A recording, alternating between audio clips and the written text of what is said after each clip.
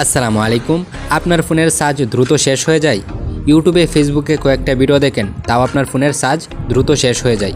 আর নয় চিন্তা, আজকে আপনাদেরকে আমি এমন একটা সেটিংস দেখাবো যেই সেটিংসটা করে নিলে আপনার ফোনে 2 দিন চার্জ থাকবে। তো আজাইরা কথাবার্তা বাদ দিয়ে ভিডিও শুরু করা যাক। তো প্রথমে আপনারা চলে যাবেন আপনাদের ফোনের সেটিংসে আসার পরে নিচের দিকে স্ক্রল করবেন, এখানে দেখবেন একটি অপশান আছে ব্যাটারি। তো আপনারা কি করবেন, এই ব্যাটারি অপশানে একটা ক্লিক করবেন। ক্লিক করার পরে আপনাদের সামনে এরকম একটি ইন্টারফেস শো করবে। তো অনেকের এখানে লেখা থাকবে ব্যাটারি সেভার। তো আপনারা কী করবেন, এই অপশানটিকে ওপেন করে দিবেন। তো আমার এখানে যেহেতু ব্যাটারি সেভার এই অপশানটি নেই, তো আমার এখানে কি আছে, কানেক্ট মোড। তো আমি কি করতেছি, এটার উপরে একটা ক্লিক করতেছি। ক্লিক করার পরে আপনাদের সামনে এরকম একটি ইন্টারফেস শো করবে। তো আপনারা কি করবেন, ব্যাটারি সেভার এই অপশানটিকে চালু করে দিবেন।